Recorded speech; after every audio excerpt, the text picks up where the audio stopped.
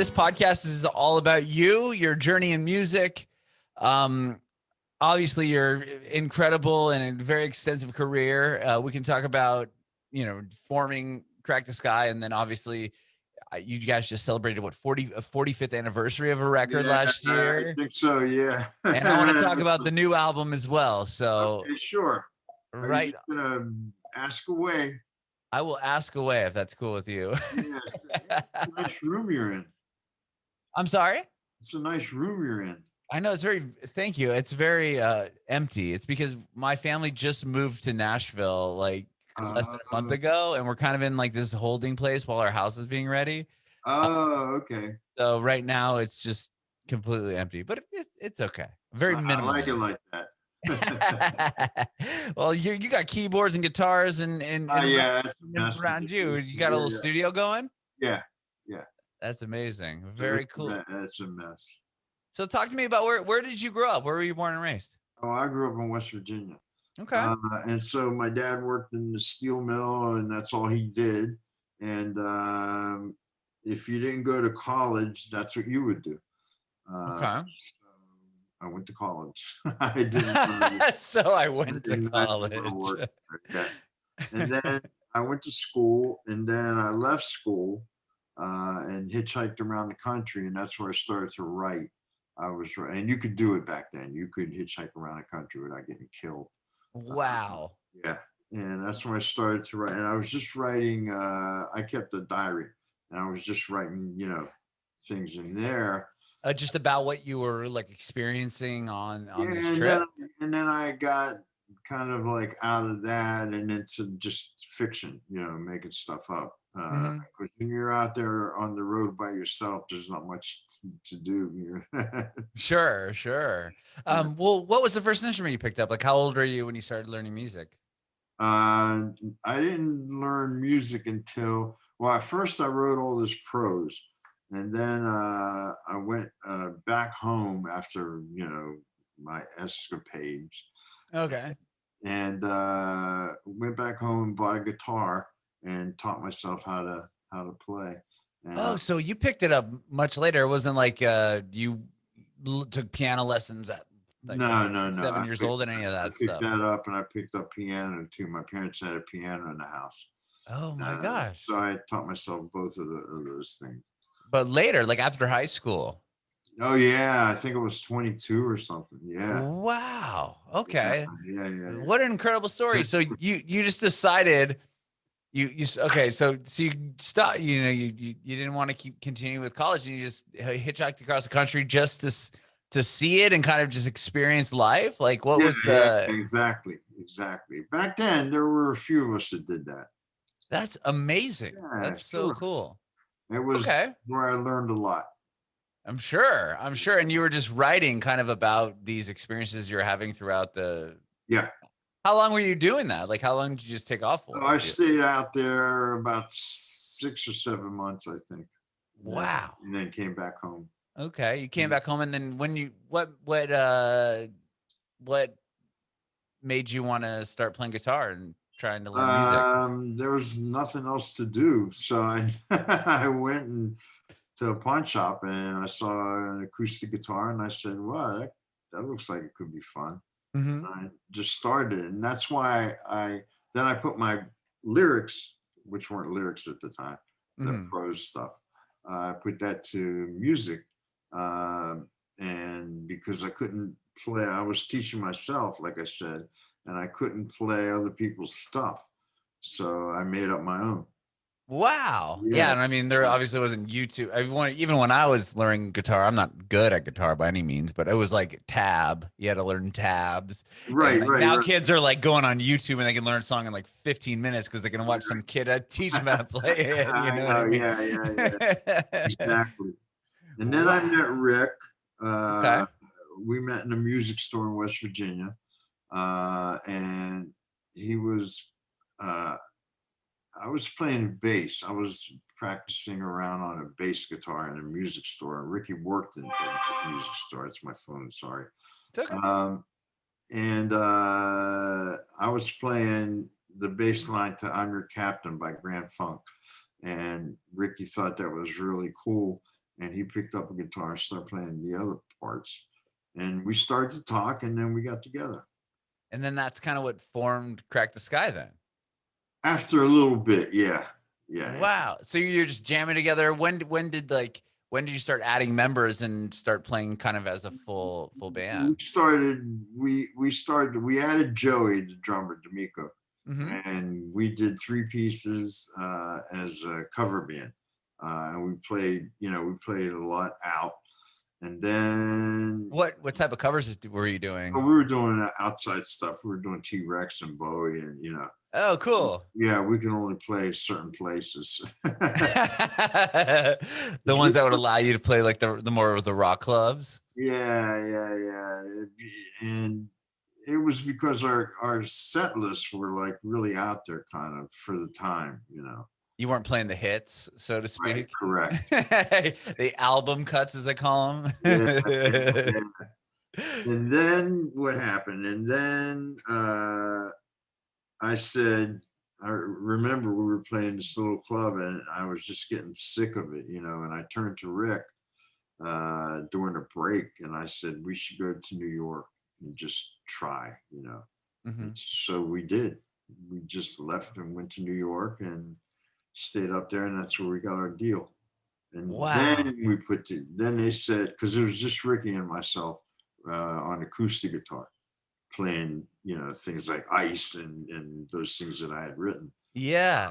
Yeah. And you guys got signed off just the 2 of you playing acoustic? Yeah. They said we have to either get a band here in New York because the songs were too complex for just acoustic guitars, just 2-piece, or go back home and get a band. So we went back home and we found the best players that we wanted to play with.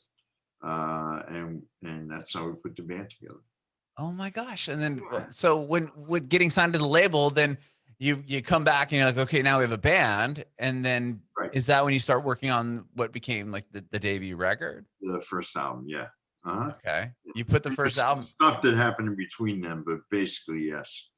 Yeah. Wow. And I did see that. So that started getting radio play where in Baltimore and Pittsburgh and stuff, or Pittsburgh, like how did it start to kind of go? Airplay, kind of like, I guess in half the country, and basically because the distribution and independent promoter guys were not really together at that point, because the label was new.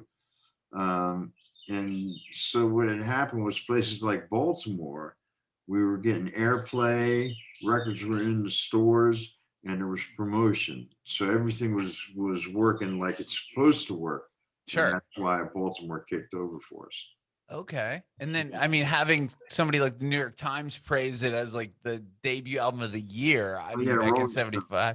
Rolling Stone magazine. Right. New York Times would have been great. But I mean, Rolling Stone magazine, that's insanity, right? Yeah, it was, we were impressed. I mean, I would imagine, like, tell me about that moment. Well, it was just certainly it was a surprise, and then my ego went through the roof, which was not a good thing. But it probably validated the band, right? Yeah, sure it did, and it helped out a lot. Yeah. Yeah. From that, where you did that kind of get you guys in a position to play bigger tours or get put on bigger tours, or were you touring even at that point? We were out on big tours anyway. Oh, okay. Yeah, we had started, warming up for people, set up, and that I guess that kind of helped get us on more. What were those first? What was like? What would you say like the first kind of big warm up tour you guys? We did Zappa, and we did Rush. Oh wow! Yeah, the biggest one, believe it or not, was Foreigner. Really? Yeah, that was like 60,000 people or something.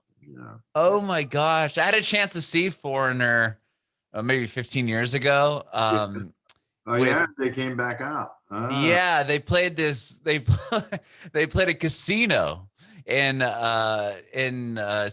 South Lake Tahoe, and they had Jason Bonham on the drums. I don't know if he still plays with them, but John I Bonham's don't think he does. kid. Yeah. It was pretty cool because in the middle of the set they ended up doing a couple of Zeppelin covers, which was pretty rad. And they Okay. made this huge deal that he was the drummer too. They had to be like, Right. and How were Jason they? Bonham. How did they sound? Great. It was Yeah? great. I Oh, mean, good. yeah, I Good, mean, good. I was really impressed. It was a lot of fun to see them. That's Uh, great. Good. but so Good. 60,000 people, huh? Yeah, it was kind of scary. Yeah. Was that like, yeah, were you, I can't even put my, so that's obviously like what, huge stadiums? Yeah, sure. Yeah. Oh my gosh. What was the, like, from, what were you, like, what were the size of the shows? I mean, even with Rush, those must have been big, and Zach, Yeah, I mean, they were more theaters and, pretty substantial theaters, sure. outdoor concerts and things like that. Yeah. Okay. What was the difference, like going out to 60,000 people and then being the, Sylvester Stallone is tweeting me. is he really? Yeah, he's gone now. What was he tweeting you? What I don't did he know. tell you? Sylvester Stallone is tweeting and went away. Yeah. That's the best thing I've ever had happen during an interview in my entire life. Hey, by the way, hold on. Sylvester Stallone's tweeting me. Oh my gosh, that is awesome. Okay, so this record I mean, obviously it's doing really well. You guys are touring. Tribes you're talking about? I'm talking about, so we're still on Crack the Sky's We're debut. still back there. Okay. Yeah, we'll get to Tribes. Don't worry. Okay.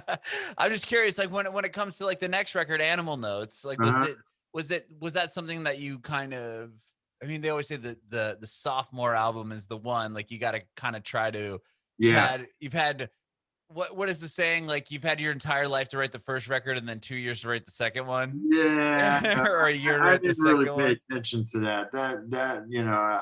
I heard it certainly. But nah, that never really affected me. And I thought Animal Notes was a very good record. And I thought I thought that like the first one, it should have gotten more attention.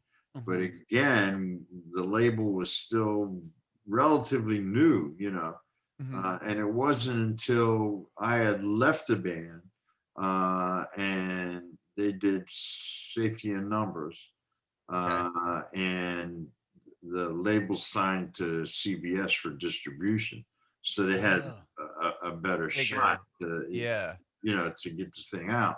And I think it did well. I'm not sure, but I think it did okay. I'm sure it charted. Sure. So I think they did well with that. And then what year did you end up coming back and playing? Are you going to ask me years? I have no clue. Oh, I mean, what record? Let's go with records. How does that sound? White Music. So it was 1980 then.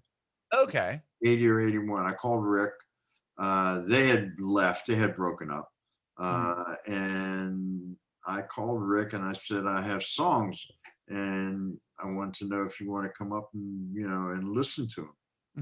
I was living in Pittsburgh at the time, my wife and I. Okay. And so Ricky came up and I played him a few of the songs, Skin Deep and White Music for sure. And I don't know, some of the things off of White Music. Sure. And he said, Heart Raisers. And he said, I want to come back in. Let's do something together. And so we went back to Life Song and said, we're going to do another record, but just Ricky and myself. And they said, nah, it should be Crack the Sky because you've got a name already out there. Okay. Which made sense, Sure. So but since the other people had left, like, you have to go back and try to reassemble with? No, we just did it ourselves. We did it. Really? Okay. Yeah. And Vince DePaul was involved a little bit. Okay. But no, we did it. We did it ourselves. We had a ball making that record. Really? Yeah. Ricky played drums and that was just a lot of fun. Would you say, like, up to that point, that was the most fun you had recording an album? No question. Yeah. Wow. And were you? But once the record's out, then I mean, you stayed on Life Song for another album after that. Did you? How did you? Well, Have yeah, to, we were committed. We had been, we had signed this ridiculous contract, and so we were committed to stay. okay. And so, yeah, we did. And I forget what the next album was after that. Photo Flamingo. Was it? Okay. Yeah. Okay. According to my research here. You're probably right. Yeah. Probably right. Wikipedia has screwed me before, though. I will tell you that much. Wikipedia. Okay. And other stuff I've read here on the yeah. internet, but who knows? Well, you never do. It's fun though. It's they try to keep it interesting. Yeah. So you did another record on Life Song, and then you guys ended up re-signing or a different deal. So you said you signed a big contract with them. What happens with when Criminal comes out, or with that label? Well, okay. After White Music, you sure Photo Flamingo was on Life Song? That's what the internet's telling me. Maybe it wasn't. I was told. No. I think it was. I think you're right. And then after that, actually after White Music, I got my publishing back, which was a big deal, huge. Sure. And then we did more records. I mean, World in Motion 1. You had The End come out. That was on Criminal, and The End, which I thought was the end. That's why we made. Oh, really? At that point, you guys were kind of done with it. Yeah. I was certainly done with it. You were. Yeah. And what was the decision to keep going and then put out Raw? I mean, there was only 2 years in between the two albums. Yeah, I know. Couldn't stay away. You're in too deep at that point. Yeah. Gets in the blood. That's it. You're done. Sure. And then you went to Grunge Records from there. Yeah.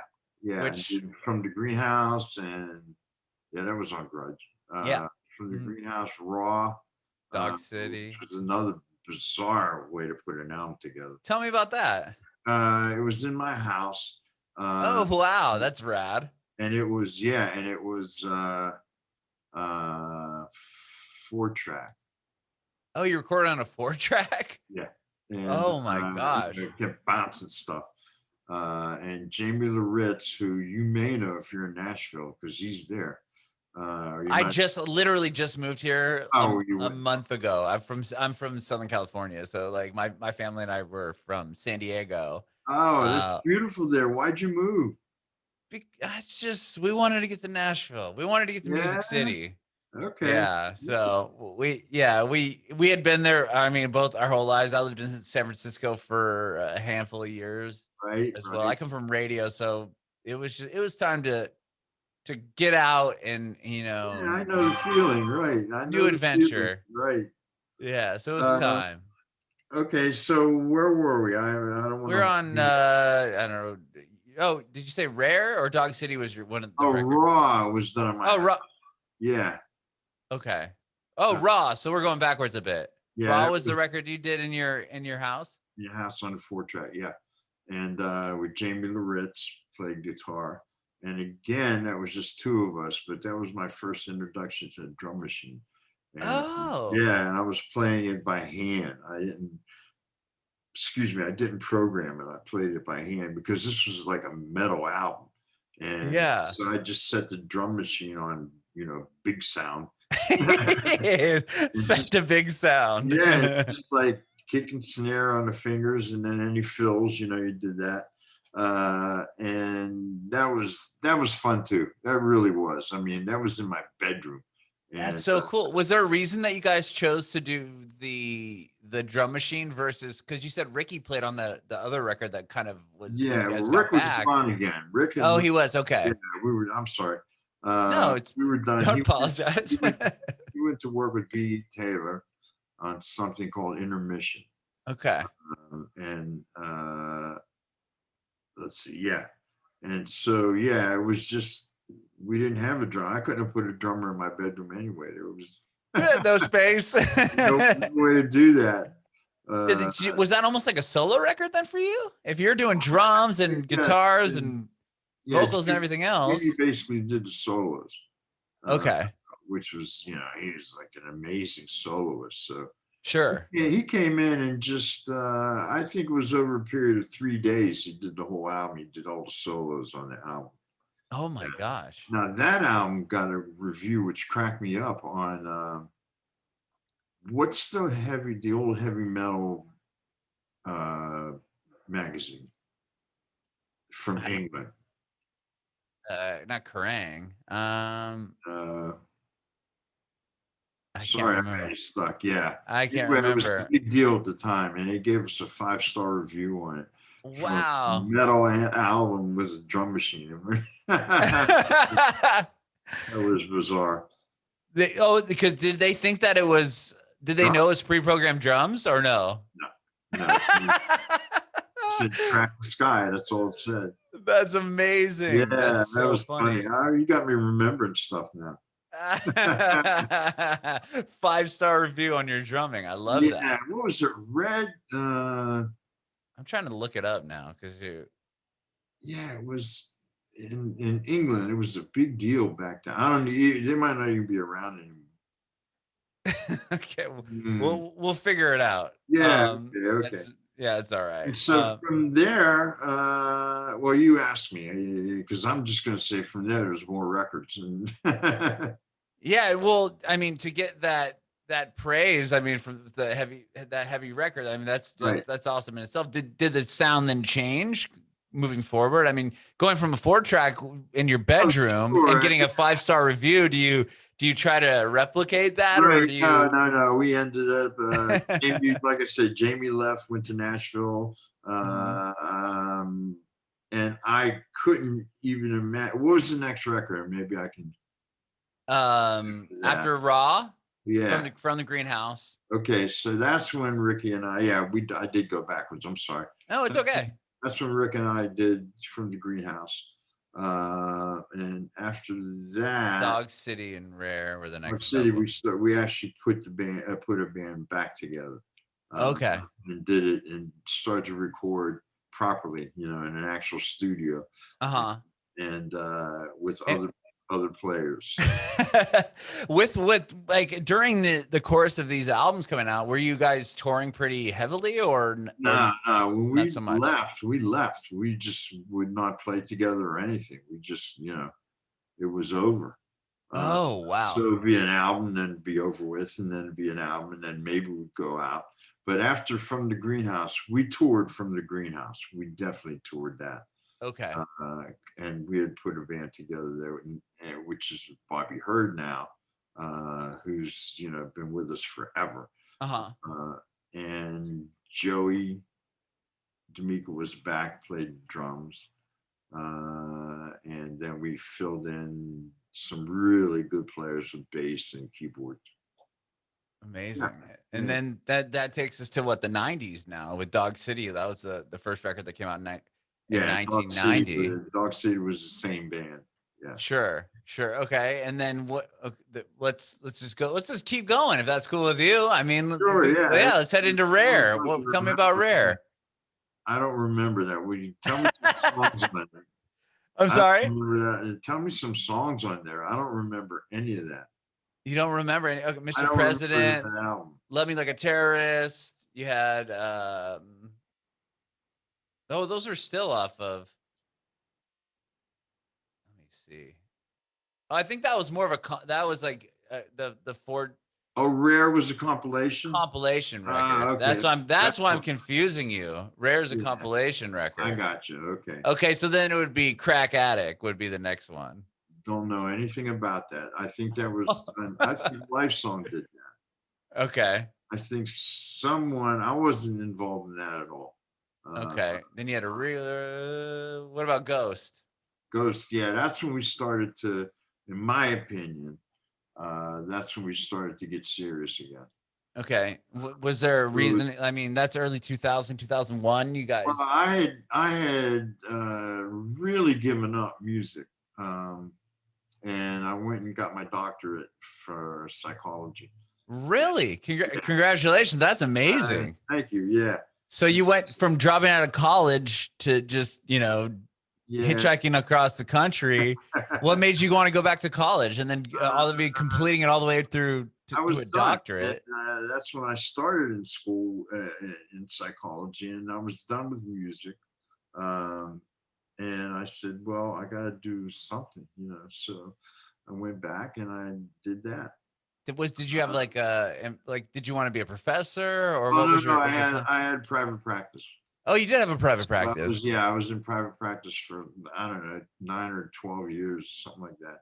Wow. In between everything, and then I started fooling around again with music, and while I was in practice, and then more music snuck in, and then John Tracy, who's a great drummer, came to me and said he needed some massive dental work. And Okay. could we play a couple shows, for him? Mm-hmm. And so we did. Oh, wow. Okay. And that's when everything kind of came back. Came back together. Yeah, we And really had a ball playing. We had all missed it. We missed each other, and then we went on from there. And that's when Ghost started. Ghost. Ghost happened. Okay. And then I think after that is The Beauty of Nothing. Am I right? Dogs in Japan. Oh, Dogs from Japan. Right. Okay. Because John was still playing drums. Yeah. Mm-hmm. That one, I think we recorded that now in this house. In The house you're currently sitting in. Yeah. And that's Wow. Is that room you're in your kind of your studio? Yeah, it's my studio now, but it's all digital. So I moved it. I had it downstairs when I had analog tape decks and everything. Oh my, Yeah, wow, that's rad. You could put drums there. Yeah. Not here.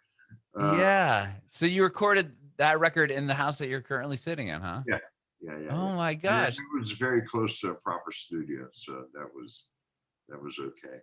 Did you tour that or were you still kind of on the put the record out and I think we just putting albums out. okay. So I didn't think we toured that after Greenhouse. Greenhouse was like our last tour until we started moving seriously again to kind of where the band is now. Oh, okay. Yeah.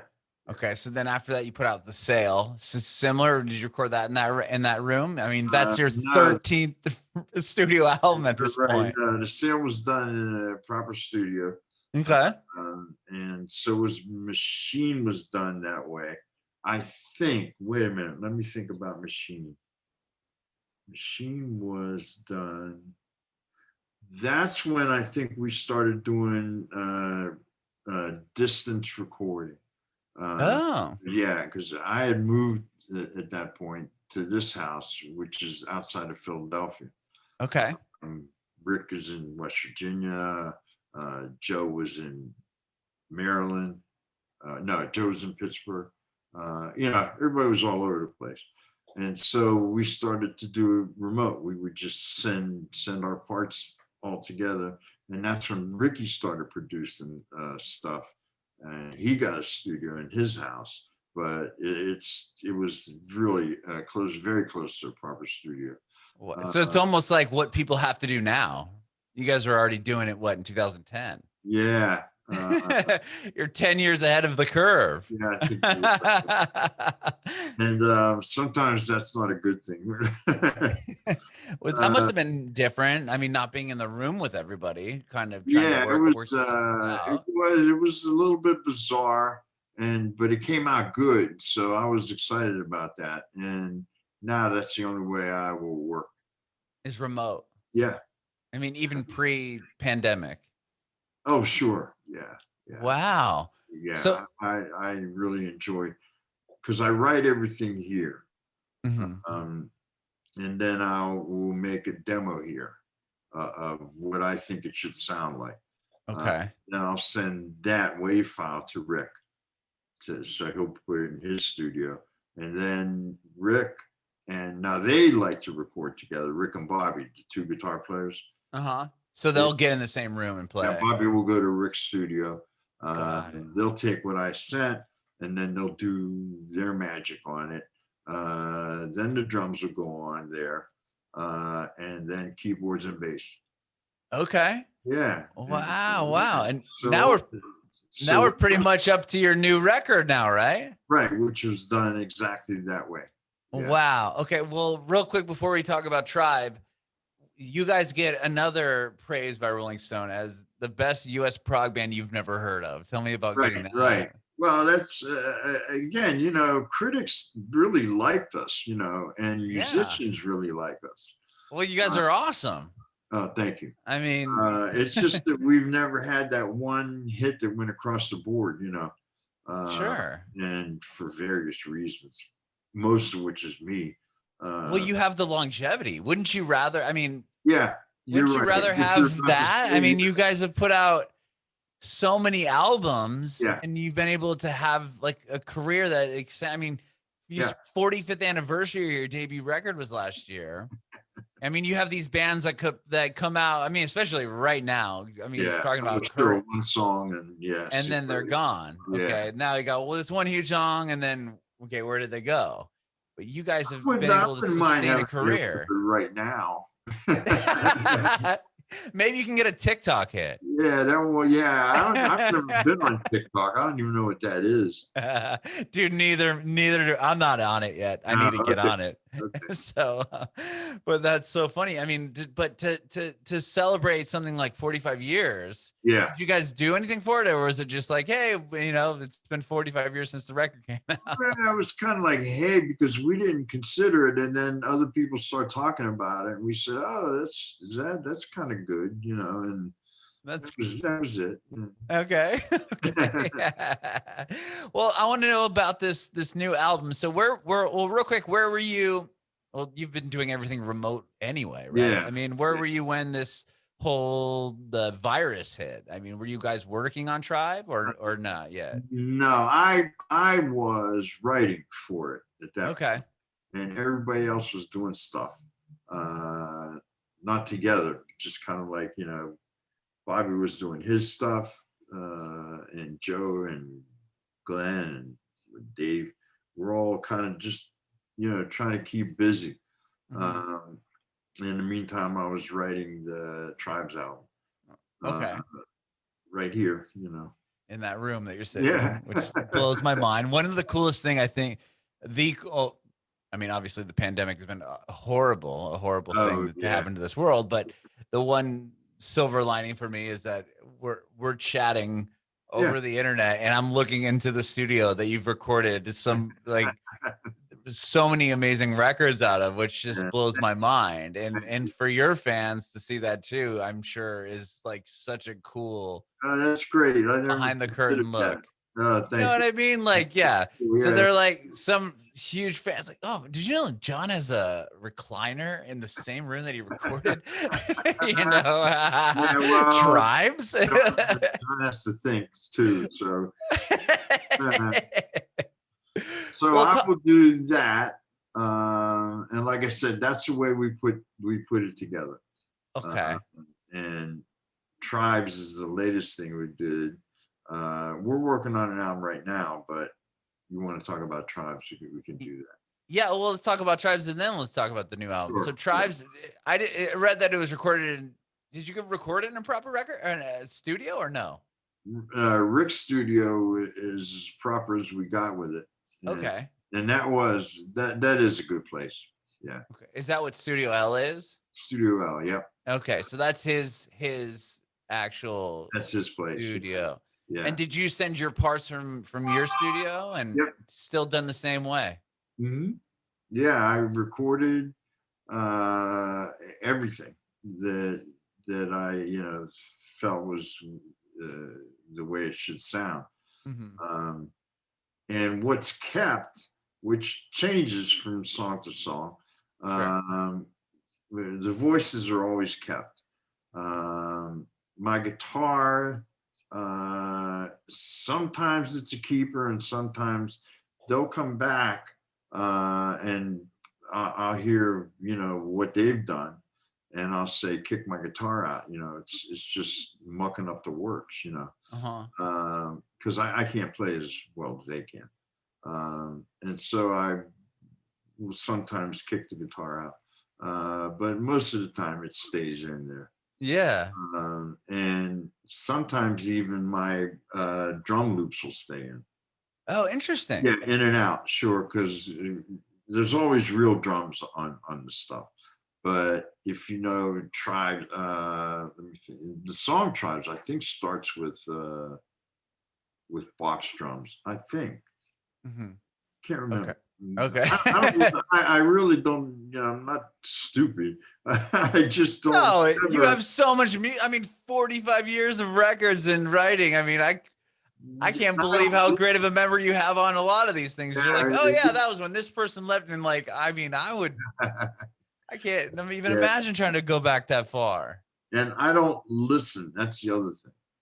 I never listen to my stuff. Once, Really? yeah, once it's recorded, it just gets put away somewhere. And I don't want to hear about it. I don't want to hear about compilations. Um, but I think we may be putting a compilation out of stuff that never But really. you won't listen to it. There's a Nah, compilation of a bunch of songs. I don't even know what these songs don't want to are. hear. Not interested. Wow. Well, okay. Well, so Tribes comes out. There was quite a few years though in between the two, the record prior, right? Yeah, two, I think. Okay. Oh, it was only 2 years. Okay. Yeah, I think so. Yeah. Okay. So you had a couple years in there. Yeah. And now you're already. What was it? It was Living in Reverse came out. And Yeah. Living Oh, that's 2018. Yeah. So yeah, a yeah, couple so years there prior were to a that. couple years, right. But I guess it would have been okay. Yeah. Never mind. What am I talking about? Okay. So Tribes is out. Yeah. You guys did it kind of the same way. I mean, you already had 10 years of experience in the sense of shipping songs and Yeah, sending yeah, yeah. tracks back and forth to each other. Yep. And you're already currently you must spend a lot of time writing songs. I mean, to be able to crank out a record and then you're already talking about, oh yeah, I'm already working on Oh something yeah, that's else. all I do is write. It's my job. It's what I do. Sure. And so I just write. I try to write every day. I don't get something every day, but I try to To write. write every Right day. now, there's a song in my head that's driving me crazy, and I can't seem to put it together. So, but that'll come out. Wow. Okay. Well, talk to me about what you got going on now. I mean, Tribes is out. Yeah, we have. We're working right now on. Well, what the company wanted to do was make these compilations of songs that were like buried. So it's going to be actually, and I don't like compilations, but this is going to be very nice Okay. because So it's tell me about songs it. that are like the songs that like never got radio play, never got noticed, never got played out. Maybe got played out a couple times, but and I think they're the more interesting songs. Um, so we're taking that and they asked us all for a list of the outside songs that we like. Oh, so you got a chance to kind of compile your list. Yeah, Ricky got his list. So you guys did it that way. yeah. And so that's what's happening next. Then after that is the acoustic album, which we're in the middle of shipping tracks back and forth now. Well, okay. Is that going to be all new songs or are you like Oh yeah, no. reimagining old ones? No. It's all new. Yeah. Wow. No, very What different. Very different. I was going to ask you Yeah. what inspired the acoustic album? Somebody said we should do an acoustic album. So we said, sure. And, As easy as that, huh? yeah, sure. We don't spend much time working things out. We just go. Oh, that is so cool. Yeah. And then on Tribes, you had a song that you had. You had some solo stuff, and you put one of your solo songs onto the Blown Tribes Up record. Detroit. Yeah, Blown Up Yeah, Detroit. Blown Up Troy. Tell me about Yeah. that. What was the decision on? Was that reworked and then put on the record? Sure. Yeah, we re-recorded for sure. Because when I recorded it, it was in the days of Lindrum and those kind of machines, Mm-hmm. and so we needed to really kind of like update that. Did you try to like mimic it, so to speak, or did you? Well, you just kinda... couldn't do much with that song. I mean, it sat very, very good the way it was. Hmm. So to try to like start to piss with it was like not a good idea. So we just went straight ahead and we played it live. We started to do it as an opening track live because it's got helicopters, and we said, "Oh, great! Well, when we come out, we'll have helicopters." Helicopters. Yeah, that's a great idea. So we started to do it as an opening to our set, and then we decided, look, it's a good song. We should make a record and put it on a record. Yeah. Okay. I love that. That's so cool. And then so it makes this album. Yeah. With the acoustic album, is it different writing acoustic versus what you were doing before, or do you always write on acoustic guitar? And No. This is completely different for me. I haven't written on acoustic since I first. No, let me think. When Ricky and I moved to New York, which I can't tell you the year, but we moved to New York first. You know, when we go way back now to where we got our deal. I used to write on acoustic then. Okay. And maybe a couple of years after that, and then I never wrote on acoustic again until now. Really? Yeah. Okay. Yeah. Wow. And then so somebody said, let's do an acoustic record, and now you're like, okay, I got to break out this acoustic guitar. Yeah. Is your writing style change, Yeah. or and how is it like? I mean, to wrap your head up, to kind of get in your mind, like how do you think that way? What I usually do is I will find. Well, I always write the music first, always. Oh, really? Okay. Yeah. And when I'm doing that, I'll mess around with the guitar. And then I'll put the drums in, rhythm box, Mm-hmm. and I'll find really a good groove, Mm-hmm. and then start to piece the music together that way. Okay. Excuse me. Well, we just ate bacon. Oh. So I'll do that and then put the lyric in. Now doing it on acoustic, it's kind of like one blob that just comes out almost together, Mm-hmm. So I'll be playing something, and then I'll have like usually the chorus will come into my head, and I'll do the chorus, know where that's going to fit with the music, and then write a verse. Interesting. Yeah, Okay, so so you're it's kind of have to totally different process then. Oh yeah, absolutely, sure. Yep. Oh my. Well, I can't. Do you feel like coming out, do the songs come out completely different than anything you had ever written prior? Yeah, it's going to be a beautiful record. I mean, they're coming out really. See, because Bobby and Rick, but Bobby can play like a lot of different stringed instruments. I mean, he plays mandolin, and Oh, wow. Rick plays ukulele, and there's banjo sometimes, and so they're really the tonality of those things ringing together with acoustic guitars. It's just really, really fascinating. Yeah, it's good. I'm very happy with how that's coming out. Yeah. I cannot wait to hear it. I cannot wait to hear it. Yeah. It'll be a little while, but yeah. Yeah. So it's definitely not going to be a prog sounding record. No. Do you think it's going to be quite a shock for your fans or people that have just known, Crack the Skies for 45 years? It could be. It could be. There's no, there's a couple flatted fifth licks in there, but that's about as close to Crack the Sky sound as it's going to get. No, I don't. I would hope that they would appreciate it. I'm sure they will. I mean, why wouldn't they? That's amazing. But it's a change, and I really enjoy changing a lot.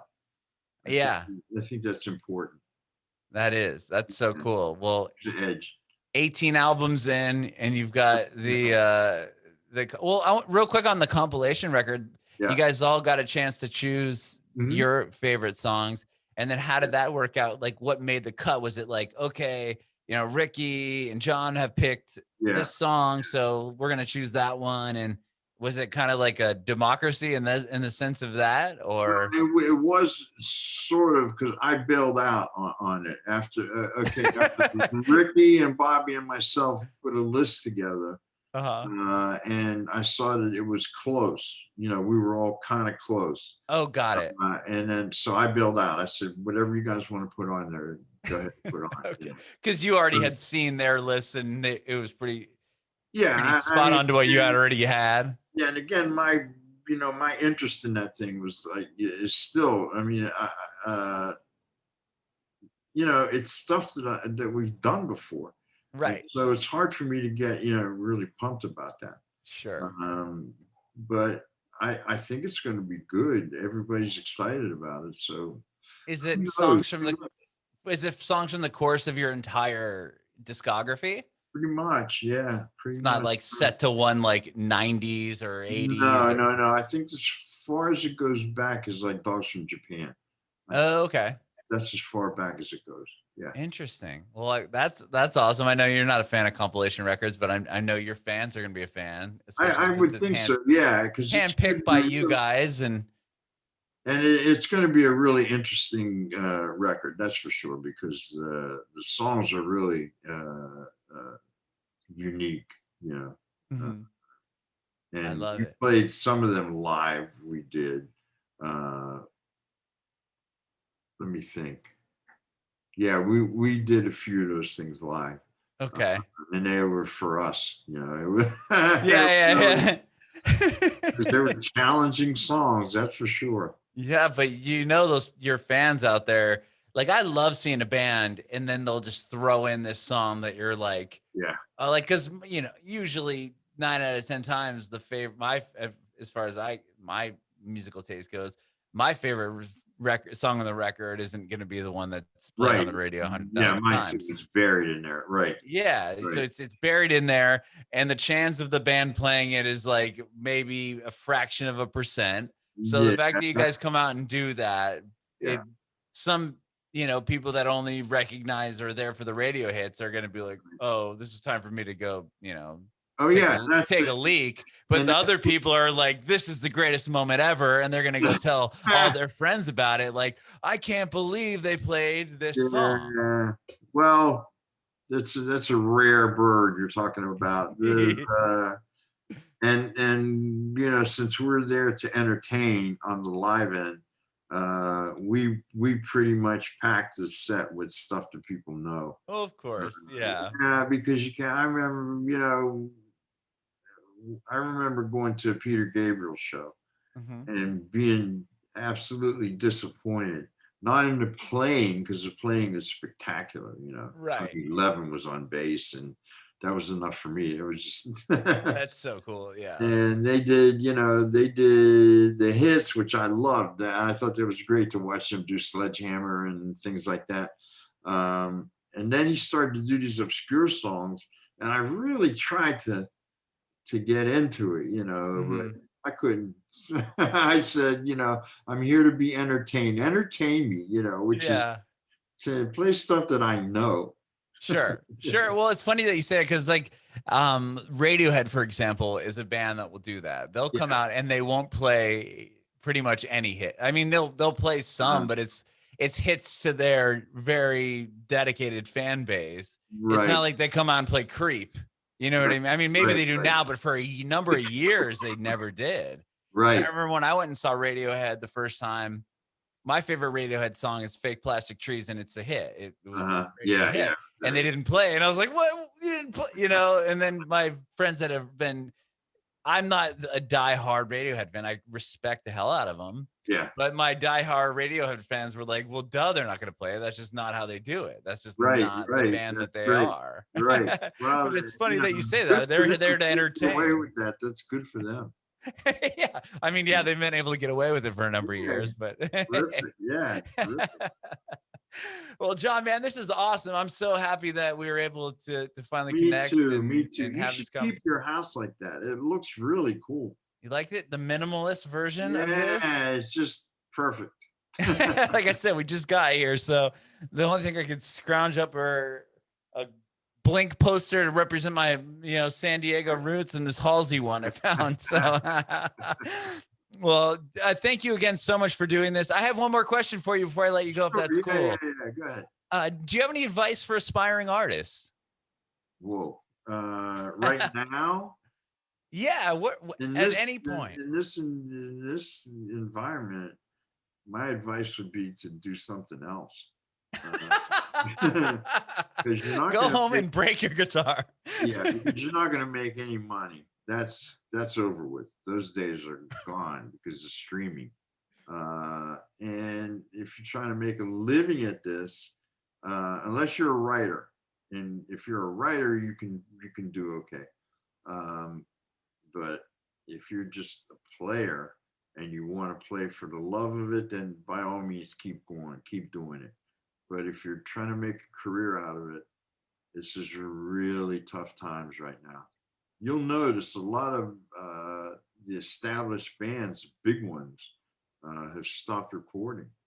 They'll just, yeah, before the pandemic, they would just tour. Right.